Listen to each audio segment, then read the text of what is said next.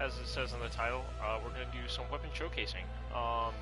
Now, this is for a couple of my friends who just got Dark Souls 3. It has been out for a while, but I wanted to showcase some of the really cool weapons that are in the game, and kind of like show off, alright, well, if you really like this weapon, you should probably try it and play it out. So, to start off, we're just going to jump on one of my main characters at the moment, who's got a good majority of the weapons. There's a couple that I'm still trying to get as of right now, but we're going to just start from the top with weapons and things like that. So I'm actually going to unequip what I have right now. So armor in this game, to start off with, we'll start with armor, is more of a choice. I mean, yeah, they give you stats and things like that, but really, Fashion Souls is where it really comes down to that. So right now with my main character, I'm wearing the Desert Pyromancer hood, Alva armor, Silver Knight gauntlets, and the Black Iron leggings, and I become this. And I love this look. It fit really good with the aesthetic of my character that I was going for, so that's just what I'm going to stick with. So that's why I'll be showcasing all these weapons in.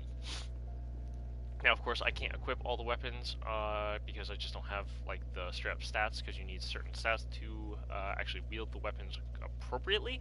So we're going to do the best we can on showcasing those. So first off, we'll start off with daggers, and as you can see, there's a lot of weapons here. A regular dagger, mine's enchanted, of course. As you can see, the bottom, you'll see attribute bonus and attribute requirement. The first one is strength, next one is dexterity, then intelligence, and then faith. So right now, this dagger, normal daggers scale off of just strength and dexterity. They more build off of dexterity, but because it's a dark dagger, it has intelligence and faith stacking, so it'll stack with my points in intelligence and faith. So that's where it's getting its damage bonuses from. Daggers are very good at critical hits, so they're really good with parries and backstabs. So we'll just equip that real quick. So pretty self-explanatory. R1 is a really quick attack, boom, boom, boom, boom, boom. Really fast, really short range. Doesn't use up that too much stamina. And then we got a hold button for heavy, where you just like delay your swing. Just about all weapons, if you press forward in R1, you'll do a kick with everything. Same thing. That was a forward in R2. You basically just do a downward stab. So if someone's down, you can do that. And then the weapon art is a sidestep, so you can use this to try and catch people and get up behind them really fast, and that uses SP. So next we'll go into the Mail Breaker. I'm just going to equip a couple of these real quick. Okay, there we go. Alright, so the Mail Breaker is another kind of dagger-ish style weapon. It's mainly a stabbing weapon, as you can see. Heavy attack is a piercing attack. Its weapon art is basically just stabbing really fast, and you can go through shields with it, things like that. But again, same kind of deal with the dagger, so nothing much changing there. Next, this is the Grow Poison Dagger. It poisons on attack, but again, just like the regular dagger, you still got those basic movements, nothing strange there. And again, the side step, which is kind of neat. Alright, so this one's a fun one. This is the Murky Hand Scythe. It scales off of everything. You need to have a 6 strength, 11 dexterity, 11 intelligence, and 11 faith. Oh, sorry, the Heavy Mail Breaker was a 7 strength and 12 dexterity, and the Gru Dagger is a 10 strength and 8 dexterity. And as you can see, they don't have, the Gru doesn't have any scaling on that because it's a raw, because it's enchanted. But I think the main scaling on that is strength. And then, of course, the Heavy Mail Breaker, right now it just scales with strength, but it does scale with dexterity regularly. So this is the Murky Hand Scythe. This is from the Ring City DLC. I haven't done anything to it. It's a very interesting thing. It does have the quick sidestep thing, so you can get behind people again really fast with this. It's got the same kind of animation styles that the daggers do, but it also does dark damage, if I'm not mistaken. So this can be, yeah, it does dark damage. And that scales off of your intelligence and your faith. So if you're looking for a faith or intelligence build with a little bit of dexterity, this can possibly do some good stuff for you. So moving on, we got the Brigand Twinned Daggers next up, the Long Sword, and the Broadsword. Now, of course, these are enchanted. I enchanted these to get the achievement. So sorry about that. The Fire Brigand Sword, it does scale off of high dexterity, and you need 18 dexterity and 10 strength to use this. This weapon is really, really useful in the early game. If you don't hit triangle, you can use it in one hand, and of course all weapons you can use in two hands. Dual weapons like this, you use in both hands. You get one in each, which is kind of nice. And this is basically how you use it. R1 controls your right hand, and L1 controls your left hand, and you can do all sorts of cool combos with this. And it doesn't consume anything until you hit L2, which is the sidestep, and so you can basically combo that in and do some really good heavy attacks and things like that, and really just get in on them and things. So this can be super, super useful for that sort of thing. This is the longsword, you know, the generic longsword that everyone knows and loves. Pretty basic weapon, nothing too special about this weapon. Again, same kind of slower animation than the daggers, but still the same animation that the daggers have. The stance, however, is the difference. So you have to hold L2 for this, and then if you hit L1 or L2, or sorry, R1 or R2, you'll do a different attack. So if you hit R1, you do an uppercut, and if you hit R2, you kind of get behind and underneath their shields, and you can do quite a bit of damage that way. So it's not a bad starting weapon to get a hold of if you're starting out. Broadsword, same thing. No big difference here. The heavy attack is basically just wide stepping instead of a stab. And again, the stances, same attacks on the stance. So you can really just use that. And of course, you can two-hand this and do the same things. Two-handing usually changes the values so that instead of a horizontal swing, you do a vertical swing. And this can be really useful for roll catching, things like that. So always try out the two-handed. I'm going to be mostly showcasing the one-handed because that's basically how I play it. But definitely, so there's the quick stats for the twin daggers, longsword, and broadsword. Of course, these are also enchanted, so it's just changing what the attribute bonus is on them and what they do. That's all that's doing. Alright, so next, we're going to showcase some interesting weapons as things get a little bit more interesting. So the next one we're going to showcase is this thing, which no one ever uses. This is the only shitty weapon in the game. It's the Broken Straight Sword. It does no damage or anything, so yeah, that. Alright, so next is one of my favorites. They nerfed the build for this, but I love this sword because it just looks badass. This is the Astora Straight Sword. The Astora Straight Sword, you need to have faith to use, but it doesn't actually scale off faith. It scales mostly off strength and dexterity. However, if we switch, hold on. There we go. So if we show the item as a thing, it's interesting. It definitely has a really good look to it. Everything else like that. So it's a really good crafted weapon. If you have a faith build or going for a faith build, like this weapon is pretty solid instead of a long sword, and it will do quite a bit of damage later on. This is the Lothric Knight Sword. This sword is by far one of my favorite beginning weapons when you're starting off the game. As you can see, I've made it +9 at lightning because the Lothric Knight Sword already does really good scaling with faith, and you don't need any faith to equip it, so any faith that you have on it really increases its damage by a lot. It has a higher dex requirement and a higher dex attribute, so if you're going for a dex faith build or a dex strength build, no matter what, this weapon will be doing pretty solid damage. So I love this weapon. Again, it's got the same, animations as the longsword, and the same sort of stance attacks as well. So, but again, really, really solid weapon. And electric weapons are really, really good in the early game. So, if you can get your hands on it, then you're gonna be doing pretty well. All right, so let's move on to some other interesting weapons here that I used for a while. First off, we're gonna move to the barbed straight sword. The barbed straight sword, as you can see, it's literally just a straight sword that has barbs on it. It can cause bleeding. So again, same animations as the longsword. A lot of these will have the same animations. Only a couple really have changed animations. But it has 11 dex and 11 strength to use. This sword's actually pretty difficult to get at, if I remember correctly. You have to run into a special invader at a location to actually get this one.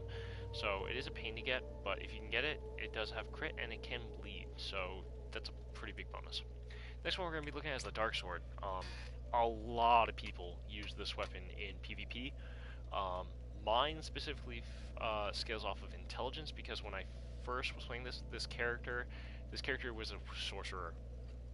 So I had a 60 in intelligence, and this sword wrecked people. As like a backup sword when I ran out of spells and things like that. Again, same animations as most of the other regular swords, except the R2, if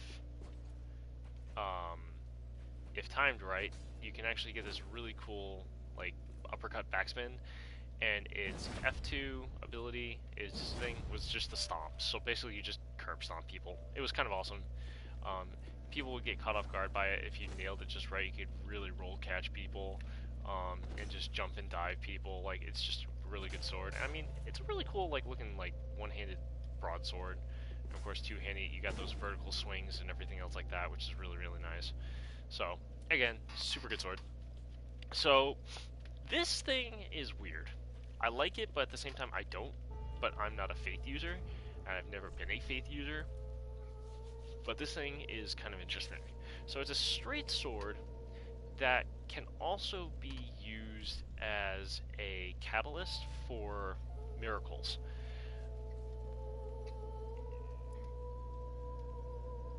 Oh no, yeah. So, catalyst for sorceries, my bad. So we can actually use sorceries with this equipped, which is weird. I probably wouldn't do that, but I mean, it's really, really interesting, things like that.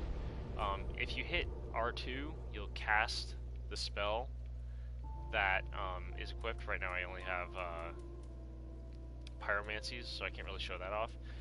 But you can use Guiding Light, which turns it on and allows you to cast more spells at a stronger level, things like that.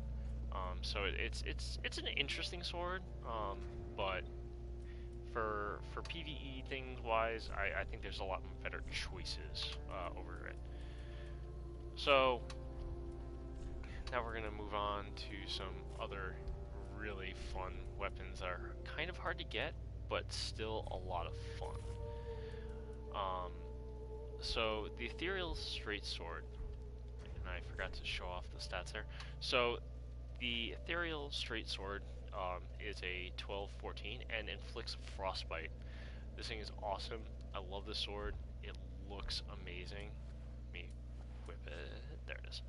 It has this awesome frost effect. It's long. It's got really quick animations. It can still catch people with rolling and things like that. You got awesome animations for two-handed and R2 attacks. So I mean, it's a solid sword to begin with. And a lot of people can't really deal with frostbite because of what it does, which is it lowers stamina regen and stamina consumption. So it's really, really good.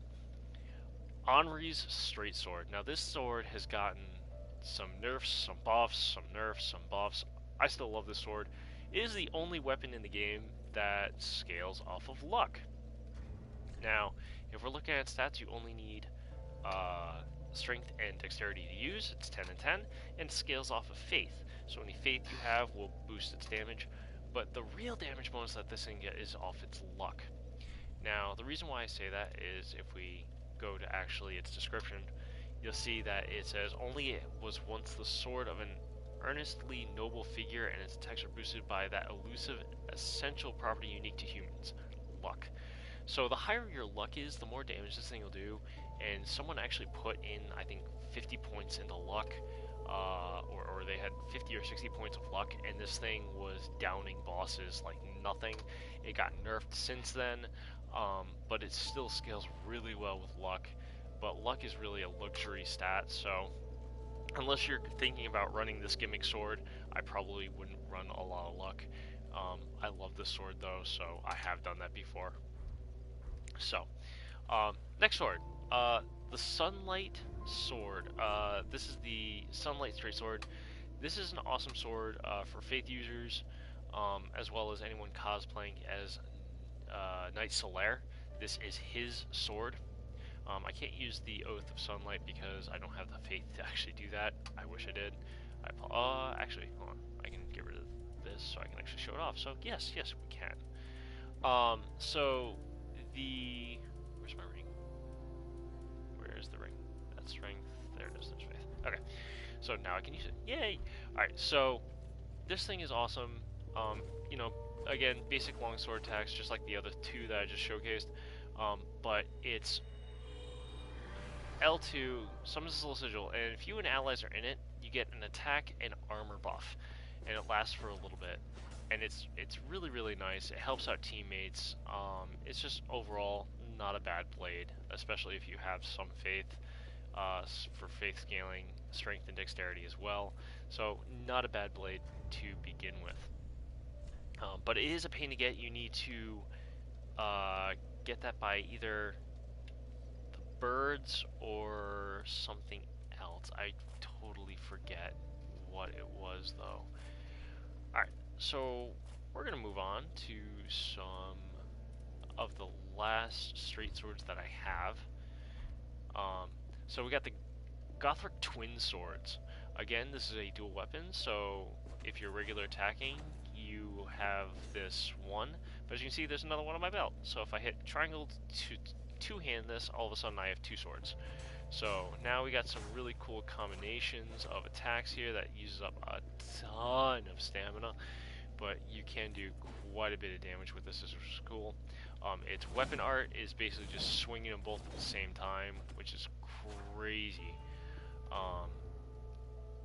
Again, the Gothric Twin Swords, you get late game in the archives, but you need 12 strength and 18 dex to use. But still not bad. You could enchant these, and so they could do additional bleed, poison. You can do all sorts of cool things with these. So, depending on your build, you could really use these. Next one we're going to look at is the Ringed Knight Straight Sword. I like this sword. This sword is pretty cool. It does very, very, very, very, very little fire damage, but it has really good scaling, as you saw. So basic longsword, again, abilities and strengths and jumps and everything else like that. Nothing special about that. But when we hit L2, the thing becomes huge, and you need to hold it to channel it, and then when you attack, you then walk slowly, and you get these awesome sweeping attacks and piercing attacks that deal a ton of fire damage. Like, it's just, I love the new DLC weapons. Some of these are the coolest. I love this sword. And that one, you need 17 strength and 15 dex to use, but scales with intelligence, weakly scales with intelligence and faith. Scales the most with strength builds, so not a bad weapon. Morian Blade is a special blade that you can get for completing a certain quest. I don't want to spoil anything about those kind of quest lines. If I remember where I get them, I'll tell you, but for now, the Morian Blade is a pain to get. It scales off of dexterity more. You need 17 and 12 strength to use this blade. I mean, it looks really neat. It looks like the top of a church steeple or something like that. Again, basic movements, basic attack stances. It's got the stance, so the same sort of longsword stances, things like that. Honestly, I don't think it's anything really special other than the bleed effect that it has, but other than that, you know what I mean, it's not bad for what it is. So now we get to move on to some great swords. Now, a lot of people use these great swords. Um, I'm not using particular greatsword on this build, but I can't wait to get to that weapon. So the first greatsword that you get in the game, or can get in the game, is the Claymore. It shows up in like the first area by the dragon, or by the Drake.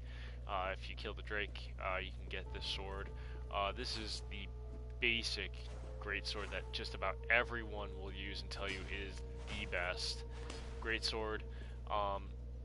You can basically turn this greatsword into basically anything, which is kind of awesome. Nice hard attacks. And you get the stances too. You get a nice sweeping attack, uppercut with the R1, and again underneath the thing for that. So I mean, you can catch people really well with this. I'm going to rest at the bonfire real quick. And of course, when I had this, again, I was a sorcerer, so I imbued this thing with intelligence crystals so that I can just deal a massive amount of damage. So like, you can build this thing into anything. It's super useful in any kind of situation. So really nice. The Flamberg. It's a little bit shorter than the Claymore, but it still deals pretty good damage. You need 15. You need less strength, but more dexterity to use this sword. Again, it weighs a little bit less. It is a little bit shorter, but it does do bleed, which is the big benefit for this greatsword in general. I don't remember where the Flamberg is gotten, but you know, still stances, everything else like that, same sort of style as the Claymore, just a little bit shorter range and can do bleed. So there's that. So this is the other greatsword that I'm going to show off right now at this point. This is the Drake Blood greatsword. Drake Blood greatsword, you need 18 strength and 16 dexterity to use. But the real benefit of this is it deals magic and lightning damage, along with physical damage. And it doesn't say it, but the lightning and magic, the magic will scale off your intelligence, and the lightning damage will scale off your faith. So the more intelligence or the more faith that you have, the more damage those will deal, depending on what level it is when it gets upgraded. This thing does scale better off of strength later on, but it's a really cool blade. Like, you can get around some resistances, which is kind of really nice.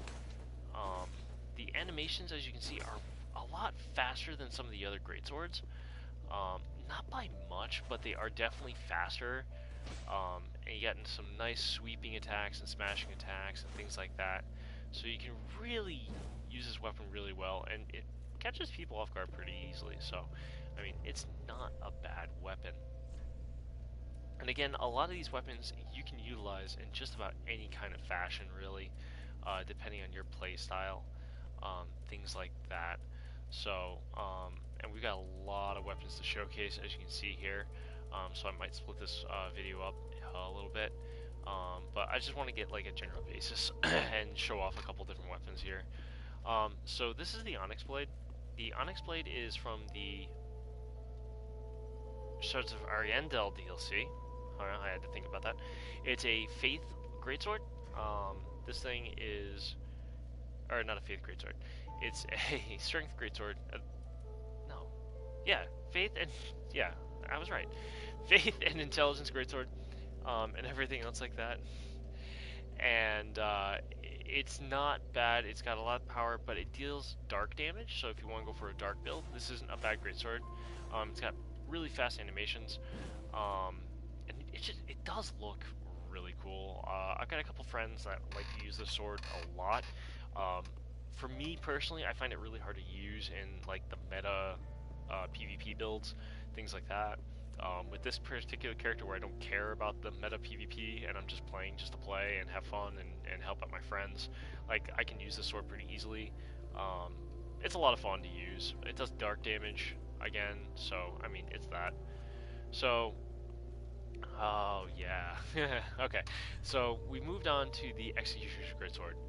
You need 19 strength to use this and 13 dexterity. It scales really good with strength, so if you're looking for a strength build greatsword, this is the daddy, other than the Black Knight greatsword, in my personal opinion. Um, literally, it's just used to cut off heads, so it's flat. You know, it's a little bit shorter range. Again, because it's shorter, you get faster animation styles with this, but you get the stomp from like the dark sword, so which is kind of nice. You can catch people off guard with that if they invade you, things like that.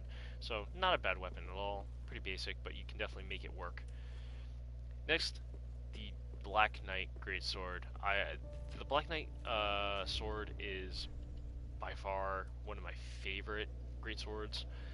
It's big, it's bulky, it hits hard, it's got really good scaling, but you need a 20 strength and an 18 dexterity to use this sword. I mean, it literally looks like a regular sword, just like beefed up because the Black Knights and Silver Knights are a lot bigger than you are. Like, it's just a normal sword to them, and you're just sitting here like, I need to two-hand this because it's fucking huge, which is absolutely true.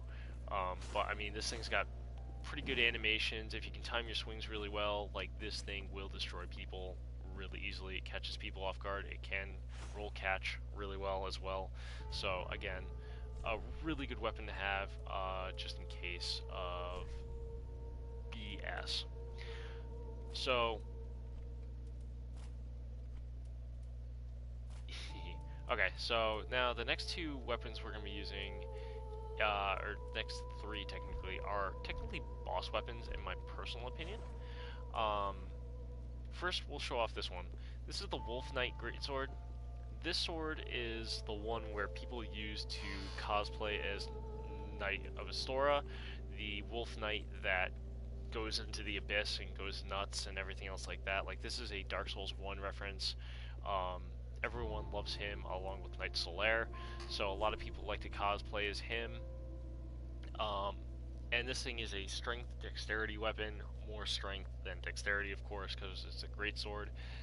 And its basic attacks are really, really good. You got a nice stab. It takes some winding up. But where it really shines is weapon art. So weapon art, you go into a stance, and if you do a light attack, you do this spin, and that spin is deadly. It's a low spin. And then the heavy is you basically do a flip and you just freaking wreck them and jump on their heads. Like, it's super, super good. So you can really catch people off guard with that, and you can actually combo these two into each other if you time it right, and really get into people. And of course, if you're two-handing this, you're going to do a lot more damage, you get a little bit more damage, and you got these nice sweeping, but they're a lot slower weapon arc. So, Knight of Astora, there you go. This is the Sword of Judgment. This is another boss weapon. You get this from beating, oh man, what was it, Sylvanas? A lot of people think he's one of the harder bosses in the game. I don't think he's too bad. But looking at the weapon itself, Pontiff Sulyvahn, this is the magic dealing greatsword that he has. So it scales really well with intelligence, the best for that magic damage, strength, and dexterity. It's, again, not bad. It's got some fast animations on single-handed, two-handed. It's got some pretty okay basic greatsword animations. And then its weapon art is you do this, and it becomes boop. You just shoot blade beams. Like, let's just shoot some blade beams, guys. It's great. So, if you want that, you need to beat Pontiff Sulyvahn, and you need to talk to, or after you beat the, once you get the kill, you can talk to this guy right here. He's not here on mine because he's dead, but you can still examine and begin transposition, and then you can get the Great Sword of Judgment right there for the soul of Pontiff Sulyvahn. So there's how you get that one. Alright, and of course that buff stays for a while, so it's kind of nice, not gonna lie. Not a bad weapon. Last one is Storm Ruler. You get this one when you're fighting Grom, which is one of the Lords of Fire. It's on a right by the throne. This weapon deals no damage. There is no point to this weapon except for this. It's weapon art. channel this until it goes like that, and then you basically just do a single attack, and you create this storm attack, and that's how you take out Grom if you want to cheese it really easily. But other than that, this weapon has no use whatsoever. Like, no one ever uses this weapon. It has absolutely no damage when it's compared to any other weapon. You're usually only using it for the Storm King weapon art. So, honestly, not a great weapon. Not a bad weapon, I guess, but not a great weapon to be sure of. So next, I'm going to show off some of the last of the great swords. The Firelink Greatsword, the Twin Princes, and the Moonlight Greatsword. Now, in all the Dark Souls series, there's always a Moonlight Greatsword or a Moonlight Sword of some sort.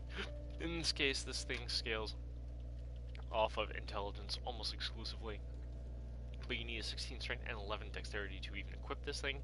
I don't have the 26 intelligence needed, which is sad face. I might actually be able to get it if I have the Scholar Ring, but I actually don't think I have the Scholar Ring, and it makes me sad and I want to cry on the inside because I have yet to find it again, and I had destroyed it by accident. So that's my fault and me being an idiot. So, but anyway, Moonlight Greatsword is a monster of a sword. There it is. It's pretty cool. I'm not going to be able to showcase its weapon art too much, but basically it would go green and you can shoot blade beams out of this. But again, this sword is the signature sword of the company's games, but it just looks beautiful and everything else like that. So if you're doing an intelligence build and you want a friggin' sword to wield and just bash people over the head with, like, this is the sword for you. Firelink Sword, you get this at the very end of the game after you beat the final boss. It's literally the Firelink Sword, which is kind of cool. And it's got some really good animations, some strong attacks, but that's the one that everyone loves using, is his weapon art. Being able to just put this sword on fire and then create a fire beam and kind of like separating people with this sword is really, really nice. And that kind of standpoint. Twin Princes, and I'll show you the stats of all of them in just a second. Twin Princes. This sword you can only get after playing the game twice, ironically enough. Again, you get it from transposing souls, but of course when you're transposing souls, you only get one soul per boss, and the particular boss that this sword comes from is the Twin Princes, which is the last Lord of Cinder you need to take out in the vanilla game, and he gives you you have a chance of grabbing one of two swords, the Holy Lothric Sword and the Lothric no, not the Lothric Greatsword, something Greatsword. And when you have both of them, you can combine them into this thing, which is a normal Greatsword, not an Ultra Greatsword, which is really, really nice. So it's got those basic attacks that those have, but this thing has something even better, and I'm going to show you. So basically, if you play the game twice, you can go into a stance with this weapon. And okay, it's kind of cool. Alright, neat. L1, I'll shoot a light of holy energy straight out in front of me. Roll catch someone. Hit R2. How about we just throw some fire at them? This weapon is really, really good. I love this weapon a lot. It's another one of those ones I wish I had like a straight up build for. Everything else like that. So it's really, really nice.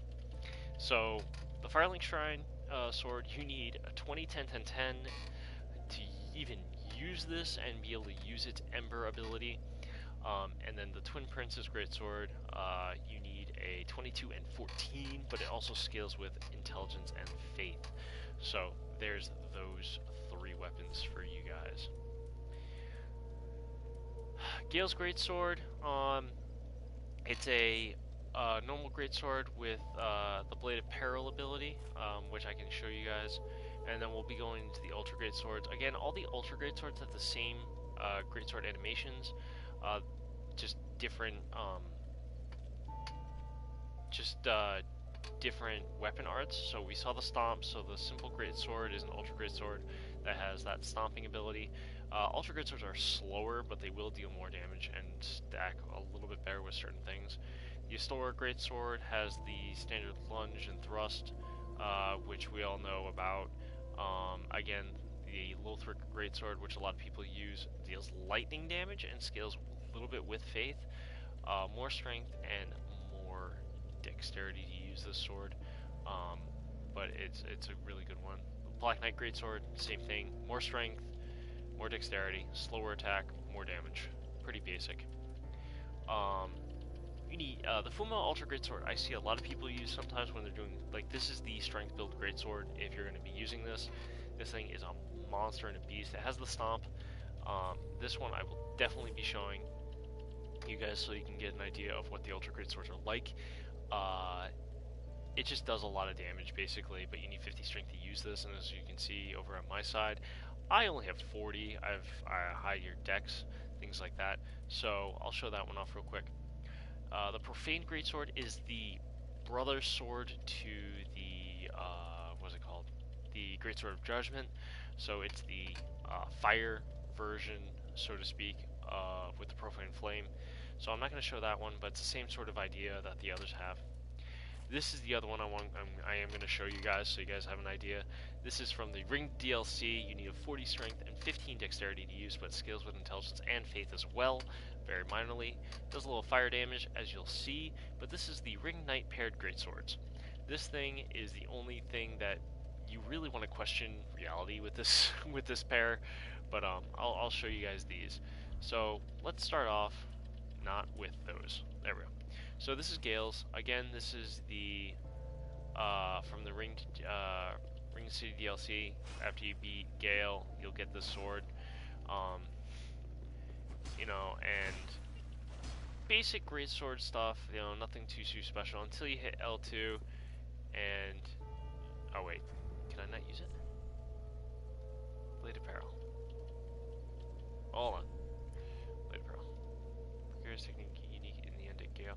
Leap in any direction, saving the greatsword. So it's not letting me use it. Oh, because I'm over encumbered.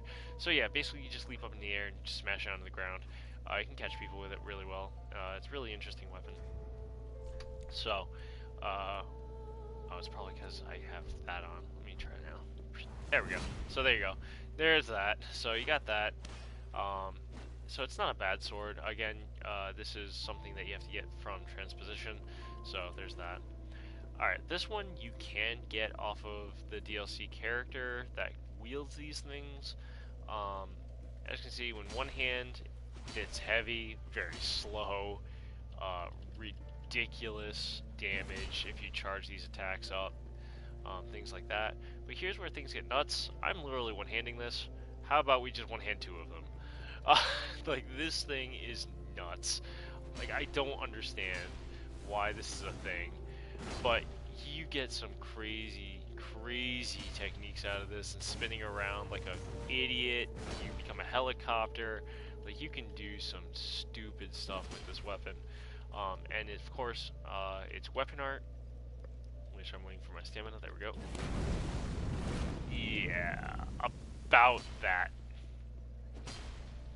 You know, and of course you can start running and get in some really cool abilities and things like that, and catch people with this.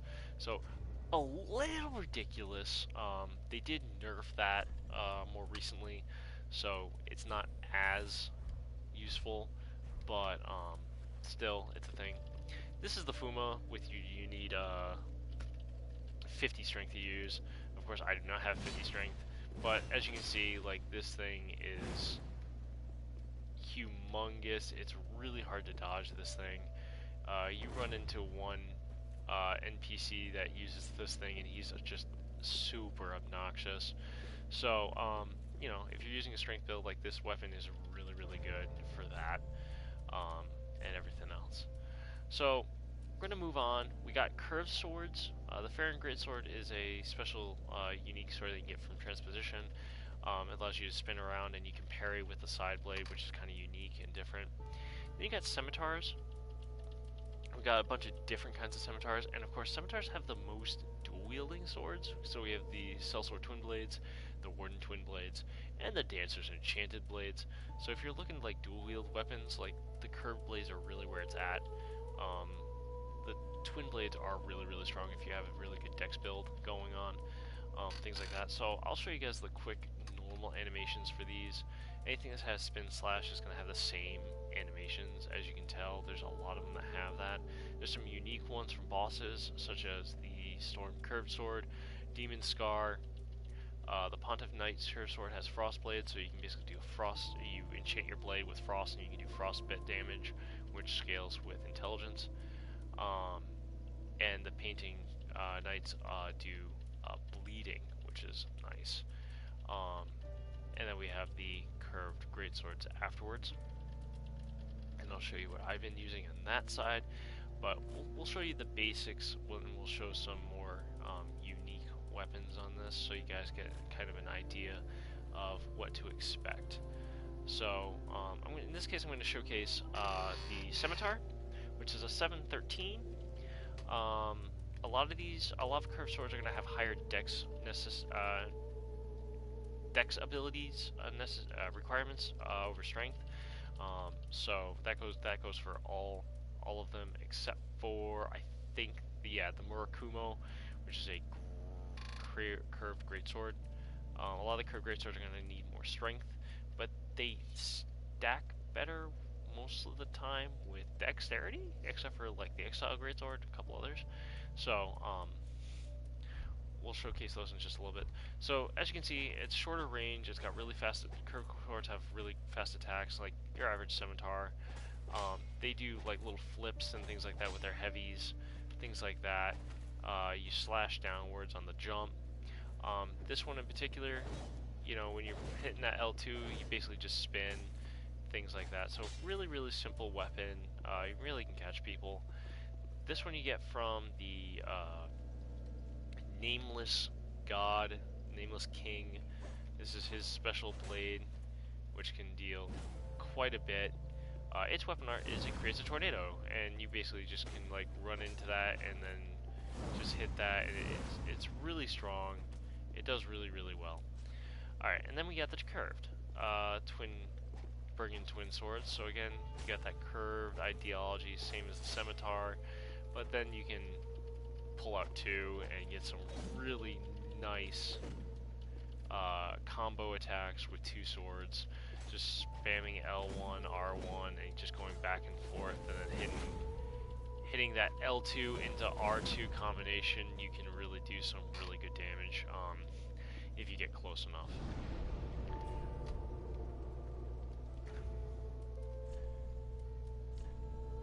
So yeah, as you can see, 713.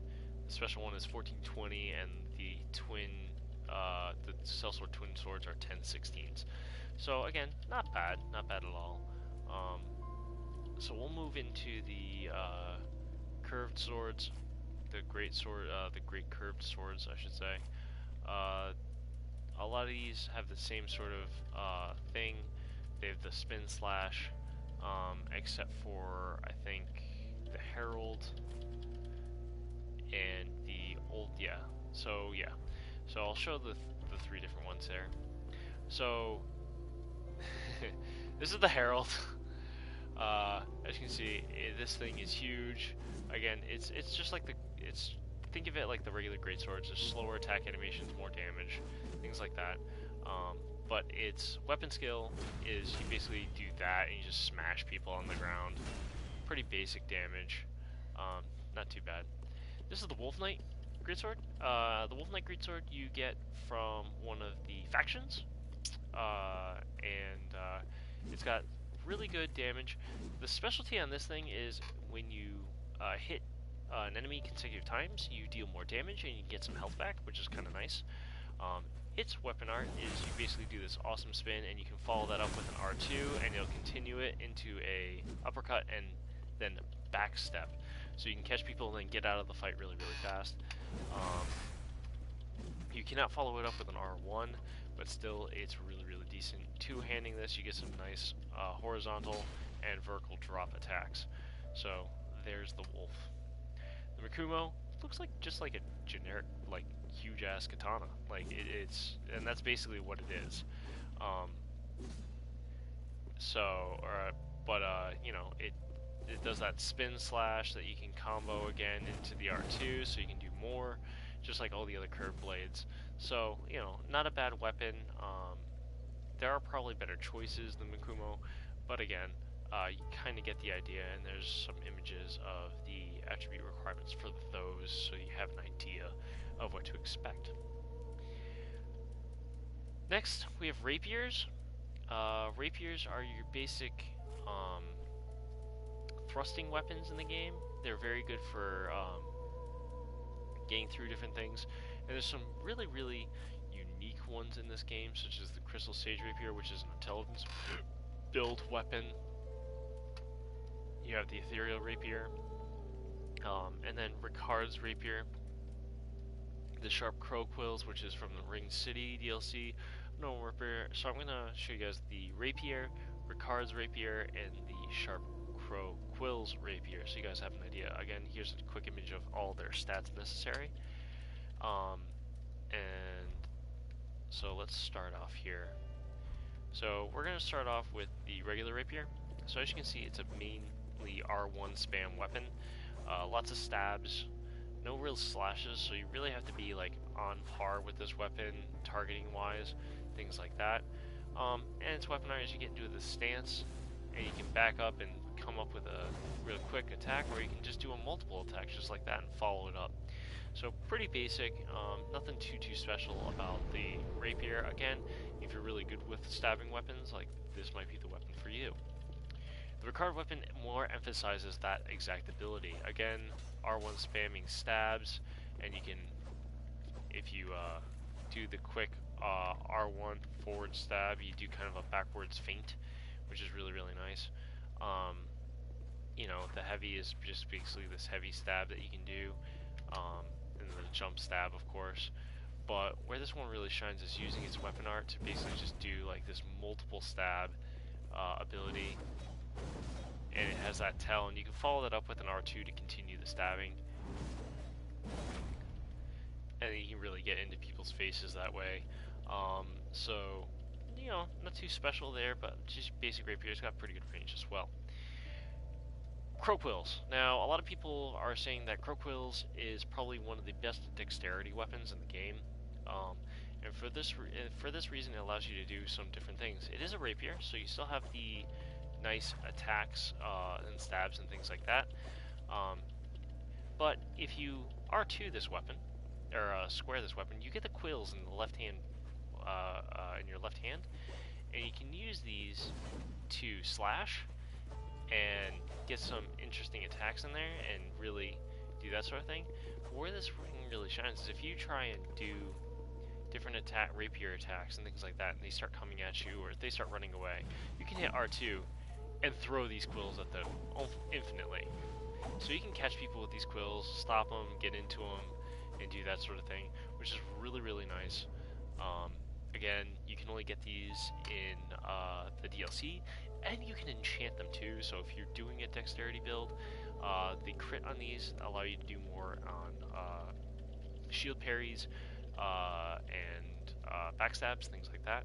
But you can really buff these up for really high dexterity builds and deal quite a bit of damage. So that's why a lot of people are really liking those. So katanas are our next fun little weapons that we're going to take a look at real quick. And we're going to take a look at 3 specific ones. We're going to take a look at the Uchi Katana, which is the first katana that you can get in the game, from the Swordmaster by Firelink Shrine on the left hand side. You need 16 dexterity and 11 strength to use this. It has a bleeding effect.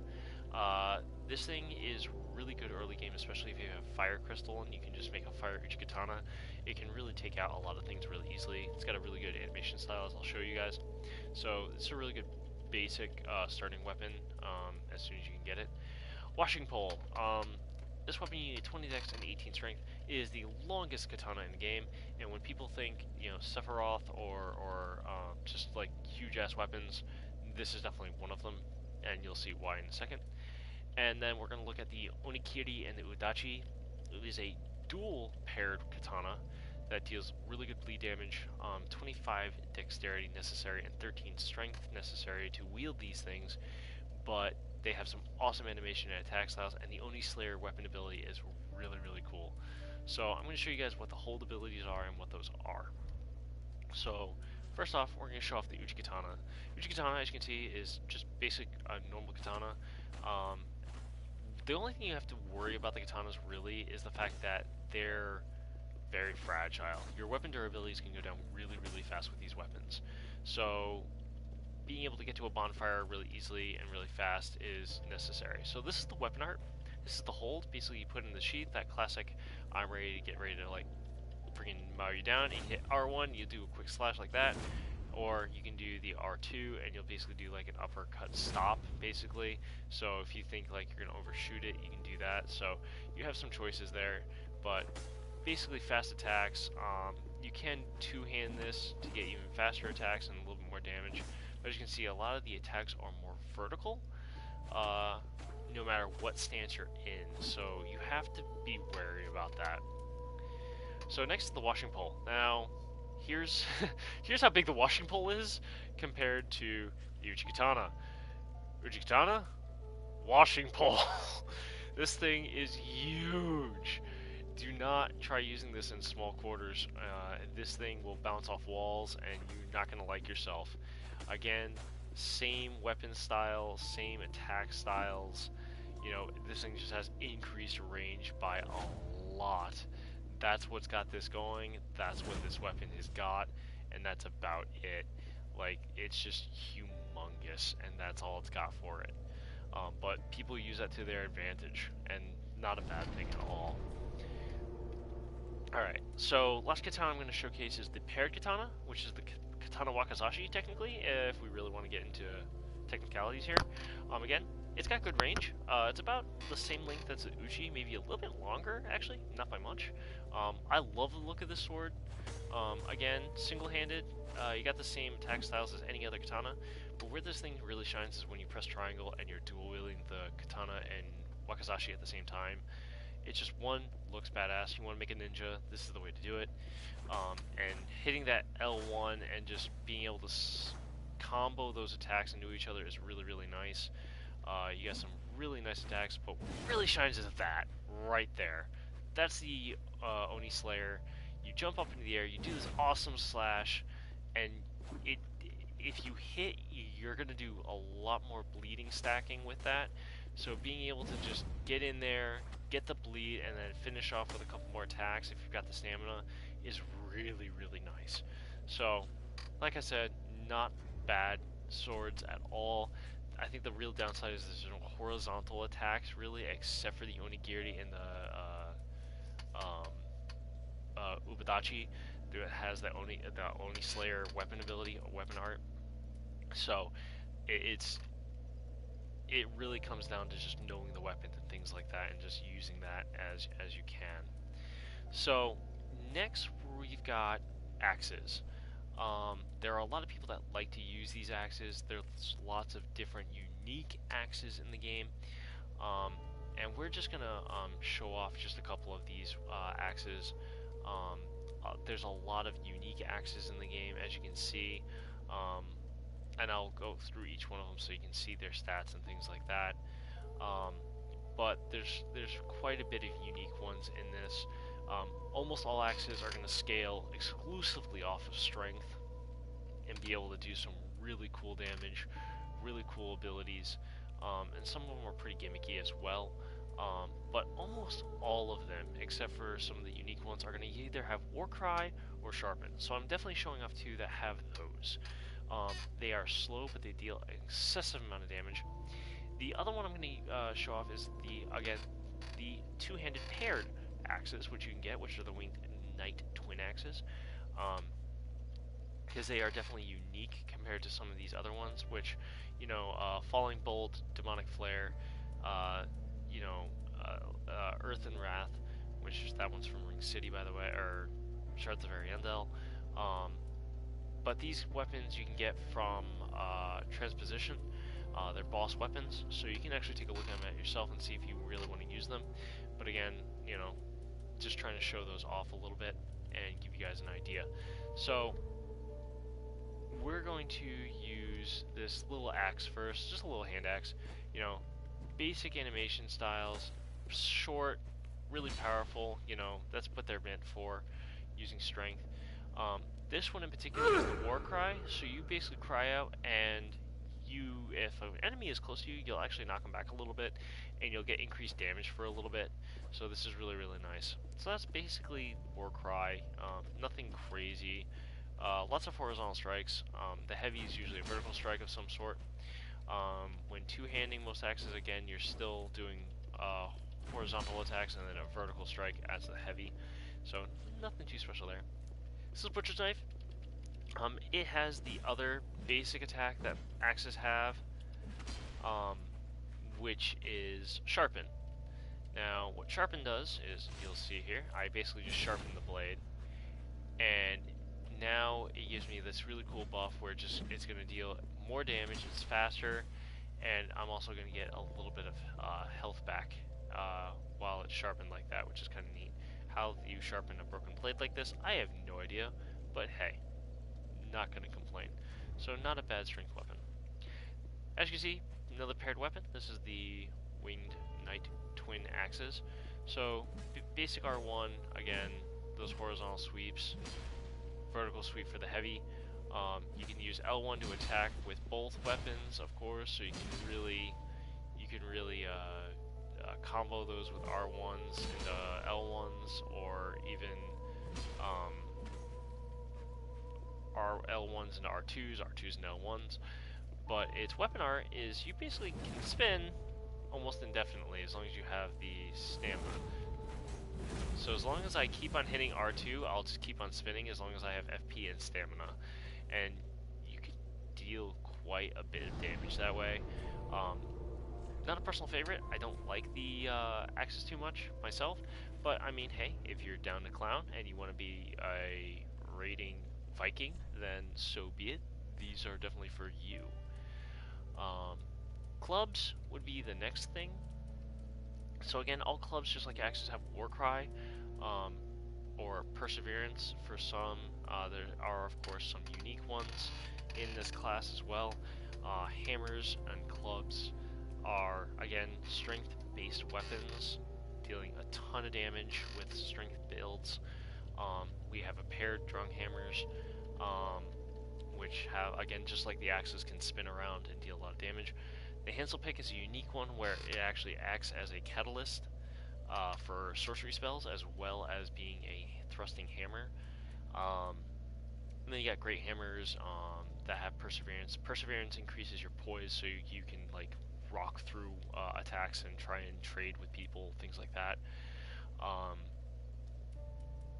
And then you got some really, really big ones, like this Smo's Great Hammer is a boss weapon from Dark Souls 1. And then you got some other boss weapons and unique weapons, such as Leto's Great Hammer, which you need 60 strength to use. I'm not going to be able to showcase this one, sadly. The Quakestone Hammer, the Gargoyle Flame Hammer, and the Dragon's Tooth. The Dragon's Tooth being Havel's weapon of choice for those that remember Havel from Dark Souls 1 and Dark Souls 3. He's back. Yes, he's back, and he is awesome. Literally a hammer made out of a dragon's fang. So, basic attacks with these, let me grab one that has Perseverance. Here we go. So, all these generally have the same attack style. Again, you can experiment with some of these, but basically, you know, just think a bludgeoning weapon. I'm just going to hit them and beat them to death. And then Perseverance, you gain that ultra armor, and then you can poise through attacks and things like that. So, not bad, depending on the kind of play style that you're going for, of course, and things like that. Next, spears. Spears and halberds, and then some really unique weapons other than bows, which I'm not going to be able to showcase a lot of these, and then sorcery, faith, and pyromancy things. So, basically with this, we're going to check out these spears first. There's lots of different unique spears. There's faith build spears, there's strength. Spears are mostly dexterity, while halberds are more strength. But they all have the basic idea of either charging or spinning attacks, things like that. Javelin, this one actually you can throw it, which gives you some really nice choices. Some act as catalysts, things like that. But we'll showcase some really nice weapons for you guys for the spears, so you guys have an idea of what's going on with some of these. The Great Lance used to be like a really good thing. Now, not so much. It used to be pretty strong. One of my favorites was the Dragon Slayer Spear, which I'll showcase as well. But it's not as good as it used to be. So this is the ringed spear, and of course, just like the greatsword, you know, one-handing this, lots of stabs. As you can see, there's sweeping attacks, which is nice. Two-handing this, again, you got the sweeping and this and that. You can block with this as well, of course. But where it really shined, again, was that L1, and you get this awesome buff, and it becomes fiery, and it keeps that increased length and everything else like that. And then you can hit L2 or R2 while it's buffed like this, and you can do these awesome sweeping attacks. So, like, I love this sword, or the spear. It's really good. And then you have the Drung dual spears. As you can see, I have the second spear on my back, so if I want to single-handed this, I can. You know, basic attacks, everything else like that. Two-handing this, I get 2 spears. Yay, 2 spears. And basically you can just attack with both spears, thrust with both spears, swing with spears, get some awesome multiple hits with these. You know, you can really do quite a bit with this. And it's L2 is just charging, and you can continue the charge if you wish. So it's not bad at all. So the last one that a lot of people I love this weapon. This is the Dragon Slayer. This is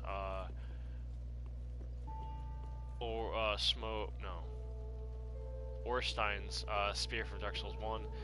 Really used to be really strong spear. It does lightning damage as well, but it's got also that nice charge that does lightning instead, which is really nice. But again, spears have that one faint weakness of their stab weapons. They have reach, but they're stab weapons, and that can be a huge problem with someone rolling around and trying to get away from you and things like that. So, you know, spears I feel are better to be paired with some other weapon, so you can roll catch people with them and things like that. So we're gonna move on to the halberds, and again, the halberds are pretty nuts. A lot of them have the same sort of techniques. Again, just like spears, they have a charge. Most halberds either have a spinning sweep or a unique. Some of these definitely have some really cool unique abilities for sure.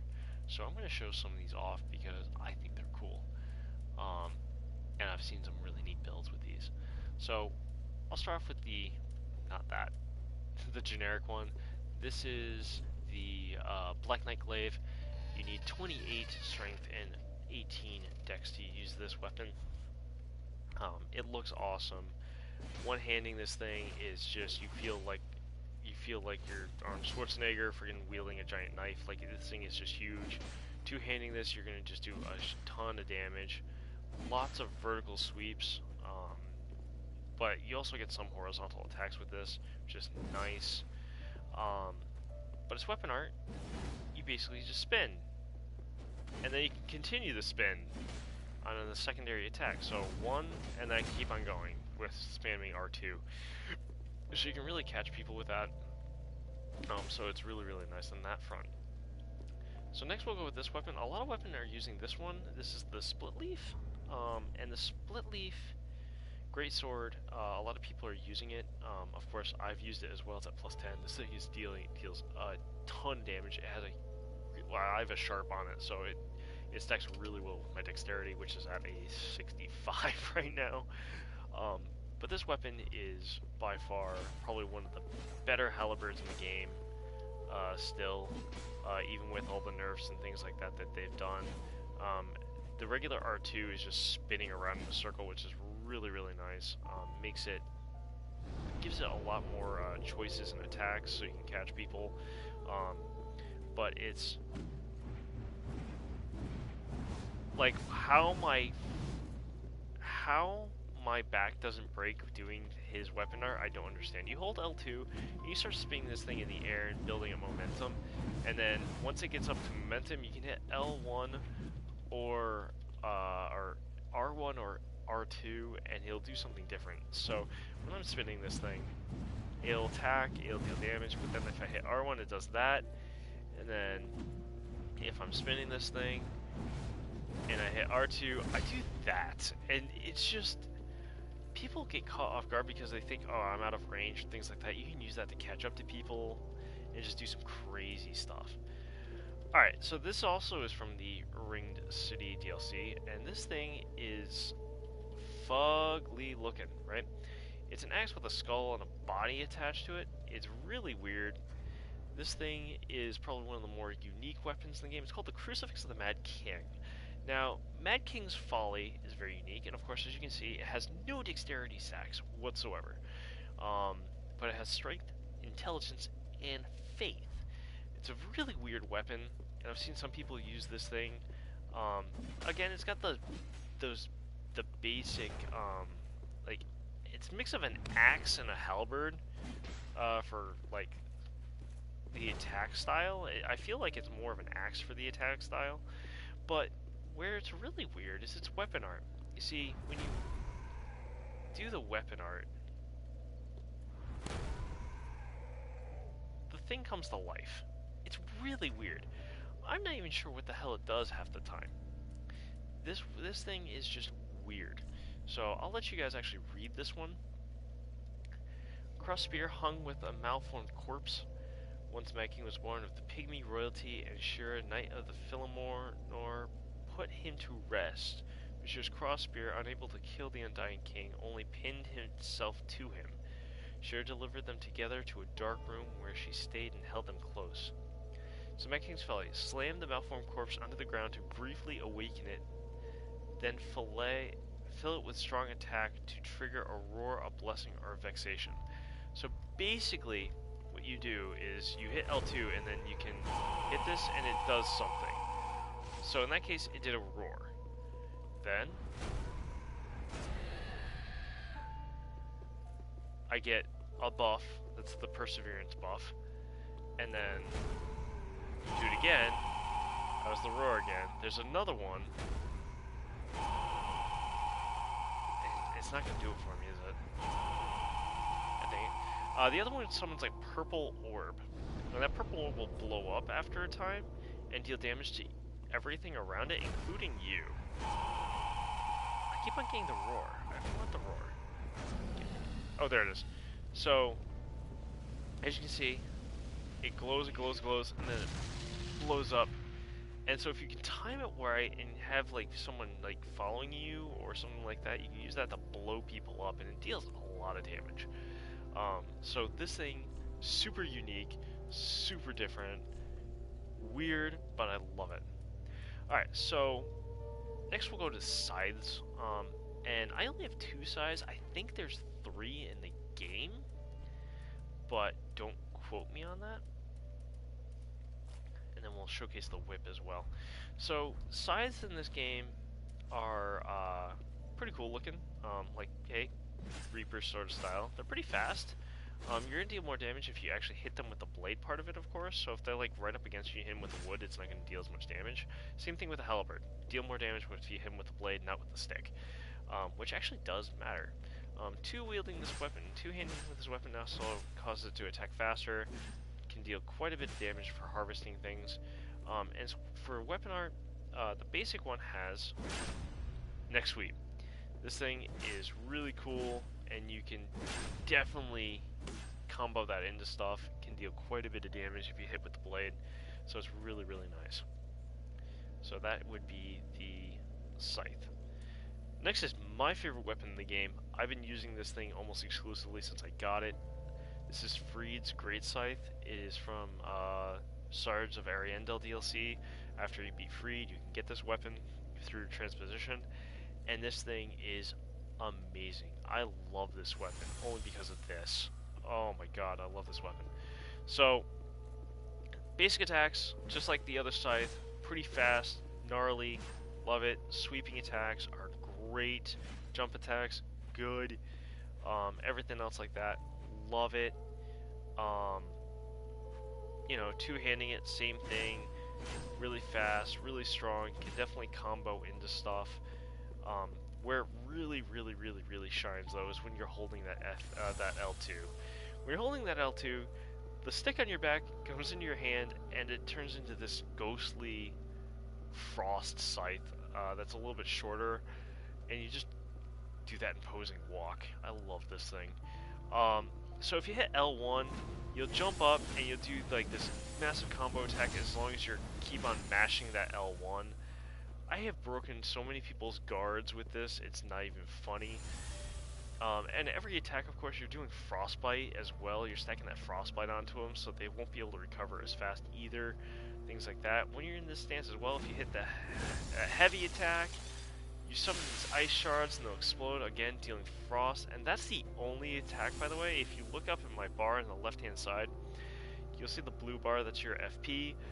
If I use a heavy attack, it uses very little FP and a little bit of stamina. If I'm using my R1, it doesn't do anything. Like, this is just, I can just spam this all day as long as I have stamina. And that's one reason why I love this Scythe. It is amazing. And of course, for stats for the Great Scythe, 14-14 for the Great Scythe, and 12-16, 12-11 for the Freed's Great Scythe. I'm still trying to figure out how I want to build this weapon. I just love it. It deals magic damage, it has frostbite. I mean, it just does a lot, and I love it. So next we'll take a look at the whips. All the whips do the same thing. They're all built from different stats, but they're all dexterity weapons for the most part. So this one is 6 strength, 14 dexterity. You've got the notched whip and the poison spotted whip, which I haven't gone back and gotten yet, which deals poison. This one deals bleed with more attacks, but of course they all stack with dexterity. So basically, you can basically whip people into submission. You can channel your inner dominatrix, things like that. You can two-hand this for a little bit more, but it's not really going to do all that much more. Things like that, and then you can do some really cool Indiana Jones shit with this, which is neat. But really, it's more of like a supportive weapon. Like, I definitely put it in the left hand if you're not going to use a shield, and use it to like catch people off guard, things like that. So, you know, I mean, if you want to try and use a whip throughout the game, good luck. It will deal like no damage, even with really good scaling. But you can definitely try it. Like, I'm not saying you shouldn't, but you can definitely give it a shot. Last but not least, you have punching weapons and claw weapons. There are 3 or 4 fist weapons, and then there's 2 or 3 claw weapons in the game overall. And basically, you know, you have different kinds of punching and claw weapons. So I'll just showcase all 5 of the ones that I have for you guys. That way you can just see them and you can figure out what you want. The basic one that you get is the Cestus, and of course, almost all fisting weapons, if you hit triangle, you'll have them both in your hand, so you can basically just punch and do all that kind of stuff and cause issues, things like that. And you get the Perseverance, so you can try and get through poise and things like that with those. The Demon Fists, again, 2-wield, they deal fire damage. Again, punch things, and you get this really cool fiery whirlwind attack, things like that. So it's not terribly bad or anything else like that. You can really power up punch things. You can be One Punch Man, Saitama, with these. or these. Now, this you cannot put in both hands unless you have two. Um, so that's something that you should take into consideration. But these are mainly PvP weapons. Basically, what ends up happening, you attack and you attack, and then if you nail this, you'll hold them up in the air and you'll drain their life, which is kind of cool. Things like that. If you have it in the other hand, however, and you try to guard with this, if I'm not mistaken, these are the ones that have the special guard animation. You have them in the other hand. You can do the life drain, and you can also use them as a warding shield as well. So if you have two of them, and you can get them from drops off of the Dark Knights, if I'm not mistaken. You get two of them, you can then wield them like that. But other than that, like, basically you can just try and drain life and things like that. So if you want to like cosplay as a Dark Knight, you can definitely use those. Last but not least, you have the claw weapons of the game for the last melee weapons. The claw weapons, of course, are basically, hey, you can dual wield these at any point in time. So basic claws, you know, you're going to be doing bleed damage for the most part. You can attack multiple times and do some really cool things like that.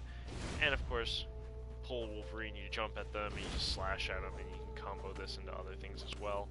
So again, claw weapons, not a bad thing. I've seen a bunch of really cool things done with those, and of course they do bleed damage on top of that, which is really nice. 6 strength and 14 dexterity necessary to use those. 6 strength and 19 dexterity to use the Crow Claws. And the Crow Claws you can get in the DLC of the Ringed City. And I need to rest to get some of my feedback real quick. Alright.